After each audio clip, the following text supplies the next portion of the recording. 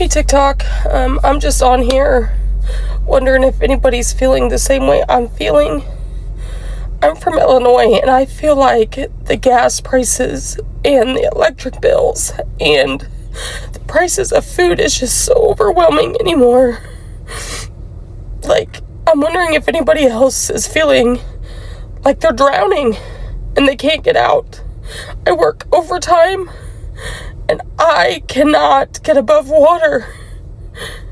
I mean, I literally have no gas for next week. It was either that or get a few groceries to get by. I hit my local food pantries. I'm just wondering if anybody else feels like they're drowning.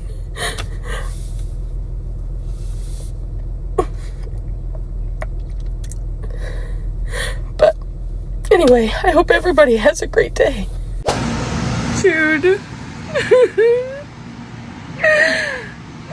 gotta give up.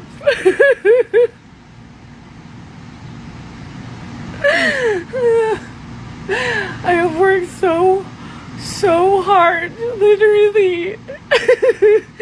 I went to school for 10 years for a higher education that doesn't do me any good.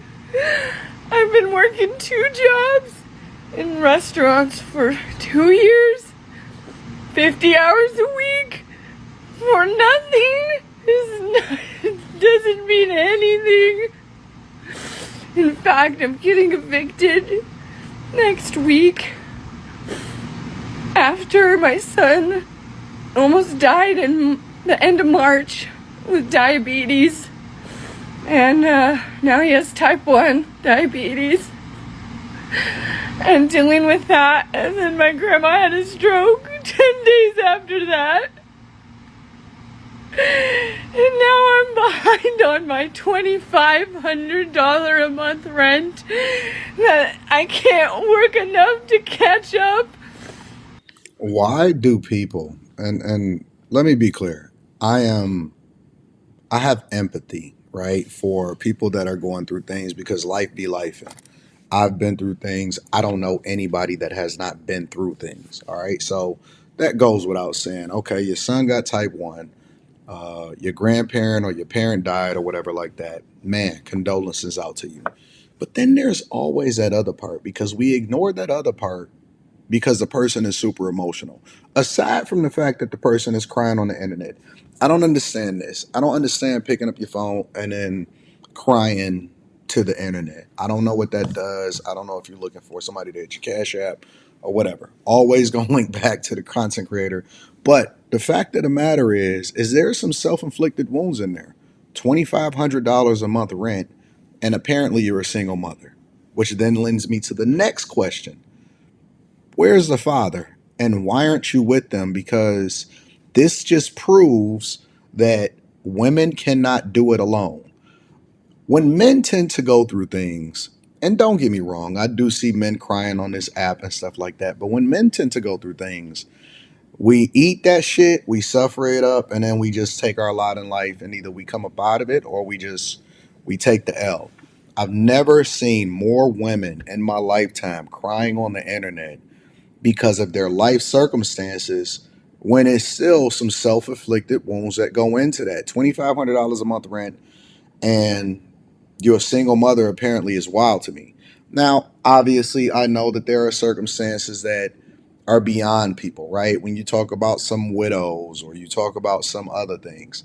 But 10 years of school, in what exactly? You know what I'm saying? It's almost like women have this one track mind. It's like, okay, if I go to school, then I'm supposed to be well off. Never mind, I'm supposed to make sure that I don't take out a whole bunch of student loans. Never mind the fact that I am supposed to make sure I go into a curriculum that is going to be conducive for my life. Like if you went to school for 10 years in order to be an anesthesiologist, I think you'll be all right now. You still got to make sure that you know, are financially literate and you're not blowing a bag.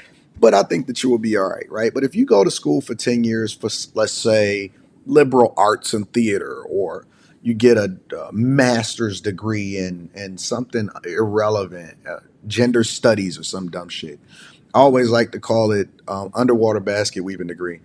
then that's a self-inflicted wound. You know what I'm saying? And then people keep blaming the society told us that we were supposed to do this, and now all of a sudden I'm not able to make it. What is life? Like, nobody owes you anything. We don't take into account how we vote and our liberal ways and the cities that we live in and how highly you get taxed and you paying without representation and again, living in $2,500 of rent when you're a single mother and all of this stuff because we have a luxury mindset and we don't even realize because we feel like we're old because that's the standard. Hello good people, I hope that you are doing well from any place in the world that you are watching today's video from. And today's topic is one of those topics that are surprising so many people because what we are about to discuss is something that people did not expect. For so many years, poverty has always been seen as a problem affecting only the black people. But it's now shocking that even the whites are coming out crying and saying that they are being hit hard by the tough life that they are facing in the United States because the poverty is now hitting them. Remember that social media and also politics have always painted the black community as people who always face poverty. And remember that poverty does not choose a race and poverty doesn't choose a skin color. Poverty is an economical problem, and when it hits, it always hits everyone. So this shift has exposed a truth many people ignored. Poverty is there and poverty will always be there, and it will affect every person. Remember that this is Polito Realities, a space where we handle real discussions and honest stories. If you are new here, remember to like, to subscribe, and to share for more commentary videos of the same. And remember, at the end of this, we are going to have a real in-depth discussion, so stay tuned and don't go away. We don't live above our means. I don't know what less than paycheck to paycheck is. What is that? Poverty. As a registered nurse, with a husband, with a second income.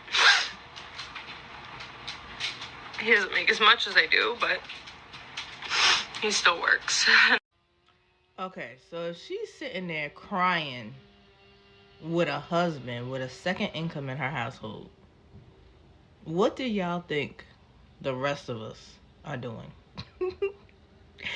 I mean, it's so crazy how she's crying, and I'm just laughing to keep from crying because, baby, life is lifing. 2023 has been something else. But you know what? The reason why I'm not crying is because I have been afforded so many opportunities and I have a chance to keep going. So I sympathize with her. But baby, these 9-to-5s is not cutting it. They're not cutting it for everybody. So even though I feel her pain, you just gonna have to go out and get a second stream of income, baby. That's really it. Your hustle's gonna have to be hustling. Because that's really where we at with it. There's really nothing else we can do. I mean, look at all our stuff. It's everything we own. Everything we own. I feel miserable. I have pneumonia. I just got released from the hospital last night. I've been in there for 4 days. I was sicker than a dog before I went. I called the ambulance. They wouldn't take me in. I made my in-law take me 2 days later because I felt like I was dying, literally dying, and I had pneumonia caused from all of the freaking trying to clean this stuff up to get out of here fast enough. That made me sick. It made me sick fast. I just sent my girls to go stay somewhere else so I can freaking try to deal with this and not be upset in front of them. They said they're trying to work with me for housing. I haven't even seen anybody about nothing for housing today. Nobody showed up. Nobody. And now there's a trash service going behind all of this. They just took all the RVs and the cars. They took one of our cars. I couldn't find the key this morning when I went to move it. They took that too. It's like we don't have enough taken from us out here. If we had anything, we wouldn't be here. If we had options, we wouldn't be here. Nobody wants to be out here like this. Because of all the rats out here on the levee, my RV got infested with them. They chewed through all my water lines. They chewed through some of my electrical stuff. They chewed through my heater. So I had to move my kids into this little one temporarily so we could try to fix all the damages. And they didn't tag that one, but then they tagged my other one.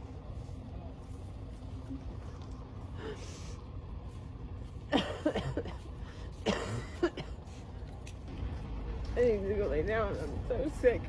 So sick. I've been out here all night trying to gather what I can so they won't take everything. Now to explain to my girls that everything's gone again. So I'm not really sure how I made it over to the white men crying on video about their finances side of TikTok. But I was over there for a little bit. And at first I was like laughing because it's like FAFO, right? Because like y'all voted for this and now it's affecting you. But then I started to think like these are normally the people that and so to see them online in this much disarray where they're on video crying in full tears about their finances and how mad they are.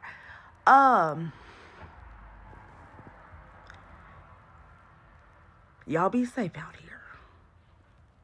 Oh, you want to know how poor white Americans are treated underneath the post about white privilege? Alright, let's get into it. Poor white folks are screwed by the system too, no doubt. Poor white Americans face poverty, unemployment, crappy health care, and a failing education system. It's tough, it's brutal, and it's wrong. But guess what? You're not also dealing with systemic racism on top of all of that. White privilege doesn't mean you're living in luxury. It means that you don't have the added weight of racial discrimination. You don't have to worry about being shot by the police at a disproportionate rate for looking too suspicious. You're not getting followed around stores just because of your skin color. You're not getting your job applications thrown out because they sound too ethnic. That's the privilege right there. It's the shit you don't have to think about every damn day. Imagine being poor and then on top of that, facing a world that is rigged to suspect, ignore, and punish you based just on the color of your skin. That is what people of color have to deal with. The system is screwing everyone, but it's got an extra special screw job for people of color. So, poor white Americans are treated like crap, absolutely. But they're not getting the double whammy of poverty plus racial discrimination. That's what white privilege is. It's not a get out of jail free card. It's the absence of a second set of chains. Open your eyes and see the whole picture. The system is broken for everyone, but for some, it's downright brutal. And institutions and ideologies, not just like metaphors, but Stringfellow actually took this seriously. For him, these powers and principalities are the spiritual and institutional realities that shape human life, and often without our awareness. Stringfellow didn't think that demonic principalities came wearing horns and red capes, but they came dressed in flags and standing in pulpits, using the language of freedom, family, and faith. He saw them as real forces that were spiritual, systemic, and seductive. He saw them operating as governments, corporations, and even churches. Really any institution that takes on life of its own and demands allegiance, resists accountability, and functions to preserve its own survival at the expense of truth. Stringfellow said that these forces aren't always obviously evil, that they pretend to be good, because they disguise themselves as righteous, and they speak in the name of God while dealing in death. Put simply, he saw America as a principality pretending to be God. For Stringfellow, this is why so many churches have lost the capacity to tell the truth. And this is why Christians defend war as holy or see billionaires as blessed, use law and order language like it's sacred, but then mock mercy. No wonder so many churches have prioritized the idea of personal salvation. It allows you to ignore systemic sin, and you start to see flags treated with more reverence than the cross. Stringfellow believed that when the church endorses or baptizes empire, that what it's doing is worshiping death, because the one thing that the powers always wield is death. Not just physical death, but spiritual death, the death of imagination, the death of empathy. It's kind of funny that we're seeing so much language come up today from American evangelicals talking about toxic empathy. Crazy. Stringfellow says that this is the death that comes when you no longer believe anything can change. And so you give yourself over to the way that things are. And he says that this is how the powers win, not by making you serve them consciously, but by making you believe they're inevitable. And he says that they do this strategically, and he actually outlines 8 strategies that the powers use to sustain their influence and subdue their conscience. For time purposes, I can only cover probably 3. One of these strategies is the denial of truth. He says that the powers lie blatantly and systemically, that they distort the facts and suppress evidence to amain the illusion of righteousness. And I think you can see this clearly in the way that American institutions dismiss or minimize the climate crisis, even when the scientific consensus is clear, or in a way that somebody might claim an election was stolen with no credible proof, using the lie to justify further authoritarian responses. Or even how they erase the human toll of immigration policies by not acknowledging the deaths or the trauma caused by detentions, deportations, and border enforcement. Another strategy he outlines is what he calls doublespeak and overtalk in the Orwellian sense. And he's not just talking about lying here. Here he's talking about drowning the truth in euphemism and noise. So think about the way that we use terms like enhanced interrogation to mean torture, or collateral damage to mean dead civilians. Pundits and politicians will often flood the discourse with slogans like law and order, things that obscure who's actually making the laws and whose order is being preserved in the first place. And I think that when the language is corrupted, so is the conscience. Then there's surveillance and harassment. Stringfellow says that powers protect themselves by targeting dissent. And you can see this in the way that law enforcement agencies are starting to track protesters with facial recognition, or even as quietly as IRS audits and donor blacklists for faith leaders who challenge Christian nationalism. That's happening. Keep in mind, this was written in the 1970s, the early 70s. He talked about journalists facing threats for exposing state or corporate wrongdoing, and clergy who speak out being dismissed. I think we need you. I think America needs you. Okay? And I know it's unfair after everything this country's done to you to ask you to save it, but I think you're the only people who can. All this stuff going on with Izzy and Palestine, well, someone's got to stop them. And anybody that says something, anytime you get a white guy or even a Jewish Jew speaking out about it, they hit them with the racist label, anti-Semitic, stuff like that. Black guys, you can do it. Dude, white guys, white people, they're not gonna jump on the "you're racist" train to black guys. And even if they do, I mean, come on, you can rubber glue that shit, okay?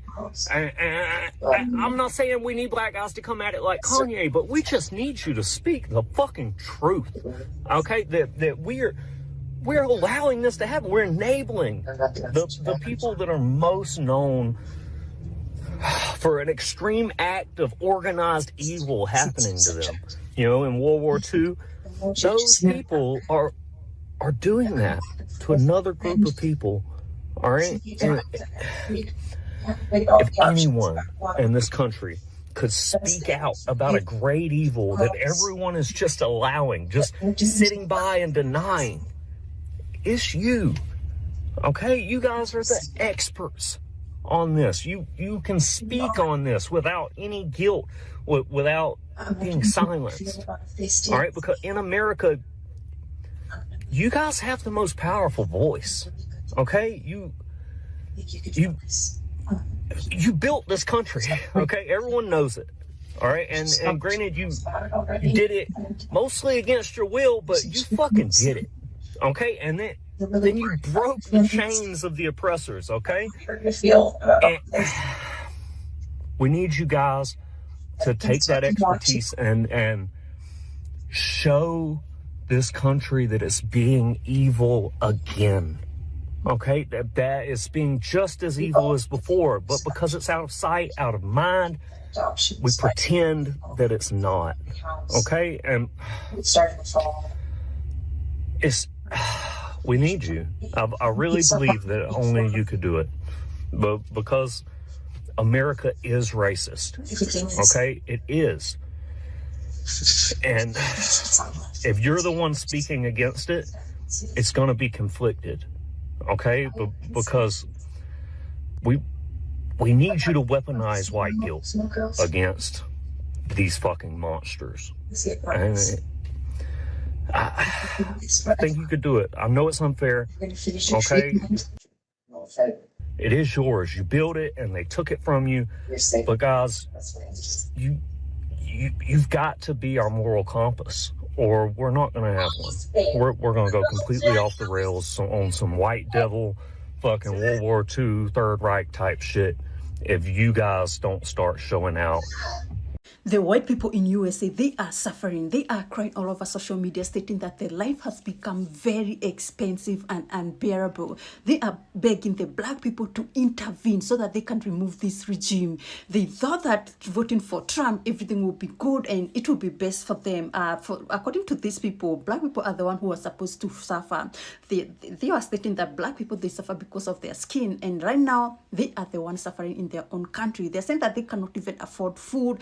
They cannot even afford gas. They're saying that they even think that Trump is after them, that Trump want to finish all of them. They're saying that Trump was supposed to make America great again, but right now it's worse because of the VAT, because of the tariffs. It has increased taxation and a lot of people cannot even afford food. They're saying that they are regretting voting for Trump and they want everyone to intervene, to come together and remove this regime. To be honest, I don't think the black people, they are going to join them because they want them not to vote for Trump, but they do not.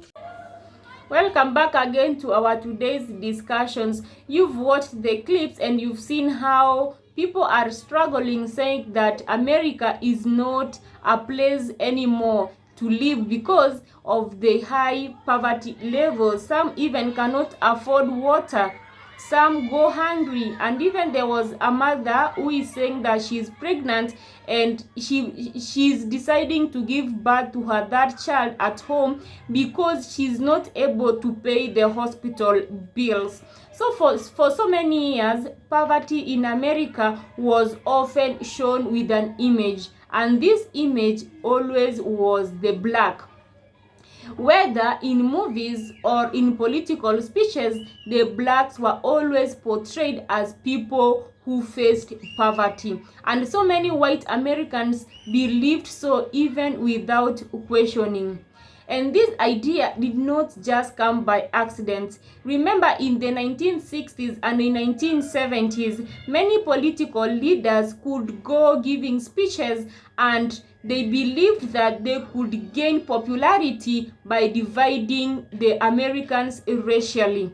Media also focused heavily on the black community, and over time the public began believing that poverty only affected the black people. Now the shock today is the whites are coming out saying that being hit hard by poverty levels. Many people, especially the whites now, are homeless, they are jobless, and they are facing financial struggles. This isn't the America most people have always believed it is. But now people are suffering and now they are raising voices, a cry for help. And so many white communities, with what we are seeing, is actually causing disbelief and confusion, because so many of them are asking themselves, why is this happening to them? Why is the help taking so long? Because now they are really suffering. Now the whites understand that poverty doesn't choose a race, and poverty does not choose skin color, but it is an economical thing that is affecting each and every person.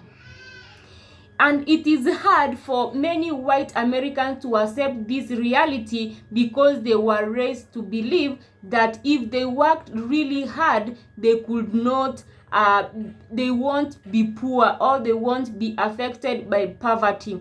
That message ignored the structural challenges faced by black families for generations.